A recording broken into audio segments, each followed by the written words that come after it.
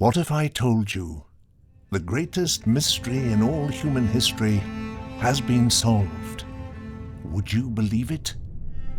Would you research this pronouncement to see if it were true? Or believe the statement as fact, based upon the names and titles behind the news? Would the thousands of scientists, physicists, and historians who support this great announcement add to your confidence?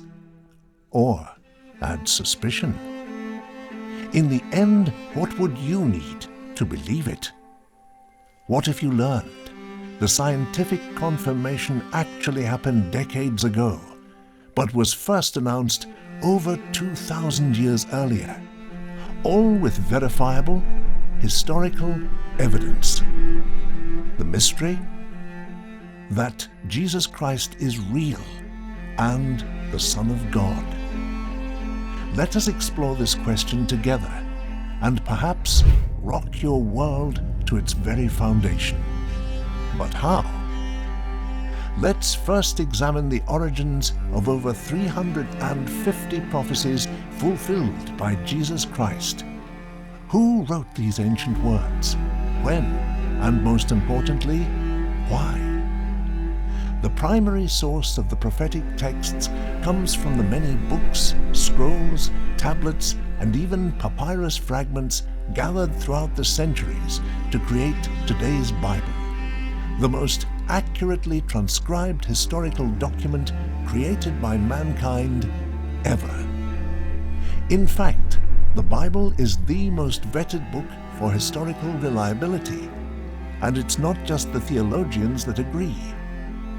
Of the great writings created by Sophocles, Aristotle, Homer, and even the Roman Emperor Julius Caesar, barely a few hundred remnants exist today, all written thousands of years after their deaths.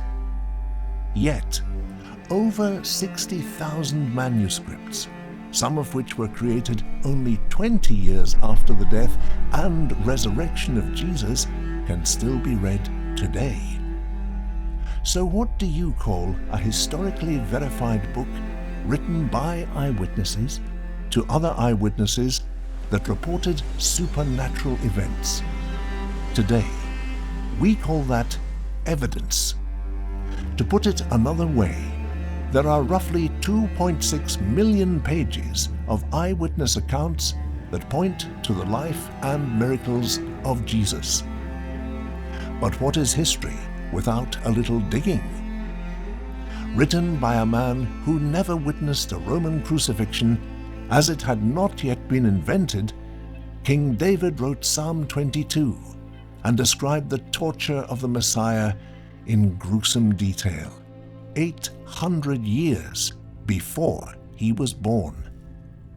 He accurately depicted the setting, unfamiliar customs, the specific actions of Roman soldiers, and other events no person could orchestrate prior to their own demise. Using the mathematical law of total probabilities, we will first calculate the odds of one man fulfilling 8 biblical prophecies beyond his own control. These include a man born in Bethlehem, specifically Ephrathah, who would escape and return from Egypt as a baby, be called rabbi with no training, and hailed as a king with no earthly kingdom, but yet betrayed by a friend for 30 pieces of silver that would later be given to a potter, and have his hands and feet bored through while nailed to a cross, but yet not have his bones broken as was the custom. Only a divine insight could explain such a specific telling of future events. So what are the mathematical odds of a person fulfilling 8 prophecies beyond their physical control? 1 in 10 to the 17th power, or 1 in 100 quadrillion. Imagine painting one silver dollar bright red and mixing it with 100 quadrillion other silver dollars, and then covering the state of Texas 2 feet deep. Would you bet your eternity on the odds of finding the one red coin on the first and only try while blindfolded? That's only 8 prophecies. How about 16? That's 28 zeros, and it looks like this. Texas is big, but not big enough. The chance of one man successfully fulfilling 16 prophetic predictions made hundreds of years before he was born is 1 in 10 to the 45th power. To visualize this, let's go back to that red-painted silver dollar. If we built a huge ball filled with silver dollars in space, with the center being our planet Earth, its edges would extend in all directions more than 30 times as far from the Earth to the Sun. Don't forget to add the single red silver dollar in there somewhere. Perhaps at this moment you may see the magnitude of the announcement, but if not, then let's jump to 48 of 350 prophecies fulfilled by Jesus Christ. The astronomical odds are 1 in 10 to the 157th power. Here's the rock your foundation part. For this example, the silver dollar is much too large, so we must replace it with a single electron, something so tiny even a powerful microscope cannot see it. But you would see 500 massive spheres hanging in space, each 6 billion light years across, in your spacesuit, looking for only one red-painted electron. Possible? That's what 157 zeros looks like. Would you agree it would take more faith to not believe than to believe the evidence that Jesus did what he did and is who he said he is, the Son of God? 40 days after his resurrection, Jesus walked and performed many more signs and wonders to over 500 eyewitnesses.